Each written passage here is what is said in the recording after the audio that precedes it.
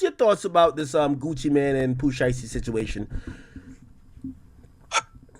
My thoughts are, it's simple. Hey, listen, Gucci Man he's lived his entire professional life as the in facto king of thug gangster shit in Atlanta. Yeah. It's as simple as that. He should have been able to read the tea leaves. He should have been able to gauge the temperature. You know you're dealing with motherfuckers who haven't been groomed and haven't been trained and haven't been A&R'd in the traditional sense of music. You know you're taking... Definitely haven't been media trained. You know, like, they used to do that with artists. Hey, listen. So the whole thing is, Gucci, you academics, Gucci can never, ever, I'm not saying crash out. Yeah. There are legal remedies to address everything. And if you're asking me who is the brain dead motherfucker in this whole equation, it is Pooh Shiesty and his whole crew. Why would you risk your life and your freedom? You're signed to Gucci, but you're really signed to Atlantic. If there's really an issue, you know the music business. If there's really an issue, and if y'all was really at an impasse like that, all you had to do was go to, and it's rumors that he had understanding with Gotti too. Gotti could have easily went on his behalf to Atlantic and brokered some type of deal to free him up, because Gucci really just wanted the money. He could have handled that in a different way. It's unfortunate that it had to happen like that, but Gucci dead ass motherfucking wrong, bro. And then, listen, not only is Gucci wrong for what he did, but god damn, you the first nigga in the history of hip hop to make a rat diss song. How you gonna make a new player alert? new player alert. You made a rat diss song on a Zaytoven beat? Oh, man. I'm wondering if Zaytoven was sitting in the studio bobbing his head as Gucci was ratting all throughout that goddamn song. Yeah, I heard it came from a beat pack. I heard Zay sent over a beat pack a while ago.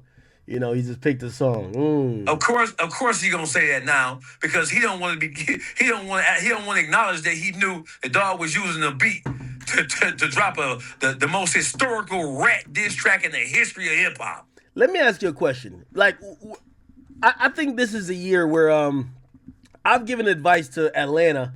I think Atlanta got to go back to the snap, pop, and crackle era where they used to do the dances.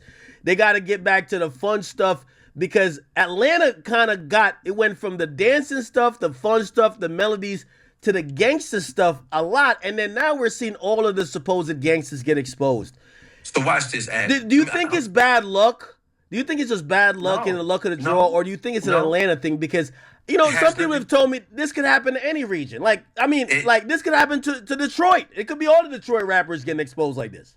Could be. So watch this. So this is what happened. What happened is that when Atlanta took control of the hip hop scene, when they took control of black entertainment as a whole, especially the hip hop scene, what happened is that the street niggas took a back seat to the rappers. The rappers started bringing hundreds of thousands and millions of dollars, and they started to use that money to buy influence and to buy status. So the streets were overtaken by the rappers because the rappers had the money, they had the cars, they had the clothes, they had the hoes, they had the jewelry, and they had the access. They were flying all over the fucking world, right? So the street niggas took a back seat and allowed these rappers to represent themselves as if they were the actual kings of Atlanta. But they were never the kings of Atlanta. Atlanta got some real steppers down there. Those rappers do not represent the streets of Atlanta. And what happened was the street niggas was so busy trying to get some money, they wasn't paying attention to all them rappers and all them outrageous, outlandish claims of being the king of the A and the king of the zone and all that other kind of shit. They let the niggas do that shit. They wasn't worried about them niggas. But what happened when shit started to fall apart, then that you have to take and you have to accept what y'all allowed to happen.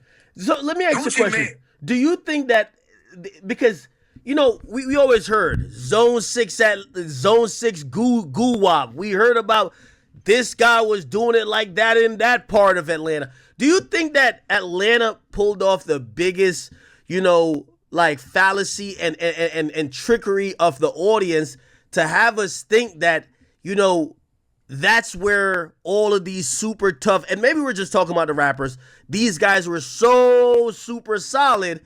And now it feels like in the span of 2 years, it's like one by one, they're all getting exposed. It's like, who's next? I mean, so listen, it's a domino effect. That's exactly what it is. It all started with the whole YFV and YFL thing, YSL thing. It collapsed, and then we learned we learned shit that we didn't even want to know. Right? A lot of shit that we learned in the YSL trial, that shit shocked the conscience of everybody in the culture. It is what it is. But these kind of, like you said earlier, these kind of things can happen anywhere. It can happen in Detroit. It can happen in Houston. It can happen in LA. It can happen in Miami. It can happen when the streets allow the rappers to present themselves, to represent themselves as if they are the kings of the streets, knowing they really have never been tested. And knowing that if there was a test, they ain't do shit. They sent their underlings and their homeboys and their pounds to do it. Nah, but Gucci did kill a nigga, man. A nigga ran up on Gucci, yo, he put Pookie Loke in the ground. And he also told the whole goddamn world that Jeezy set him up. So Gucci been ratting on shit. This ain't nothing new. Was that ratting? Hey, listen, when you giving clues to why something happened, right? I mean, he defended himself. So I don't look at him defending himself and say, hey, listen, I killed the nigga because the nigga tried to rob me. I don't look at that as ratting. Because what you supposed to say? It's a dead body right here. We know you was in the house, right? So it was cool for him to say that. But when he started talking about Jeezy did it and Jeezy set him up and Jeezy lined him up, he tried to draw Jeezy into the conspiracy of it. That's what he tried to do. That was wrong. Now, between him and Pookie Loke, listen, Pookie Loke dead. Pookie Loke can't tell no motherfucking story, respectfully. So he wasn't wrong. Because if you get into a situation like that and somebody dead, right, you're not no rat for saying, okay, he tried to rob me, he tried to attack me, so I defended myself. That ain't ratting. Yeah. That's not what he's being held accountable for.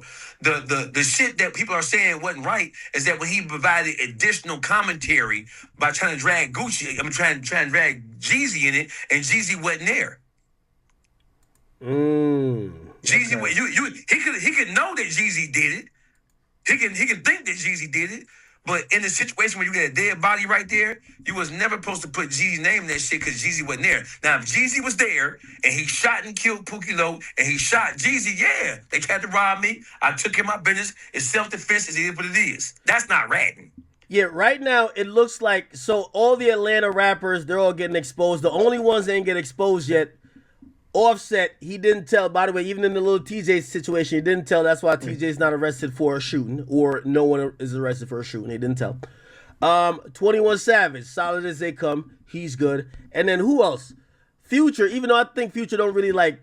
He don't be on that. He don't be on that type of shit. But at least he's not like getting exposed. I love Savage because Savage is the one who acknowledged. Yeah.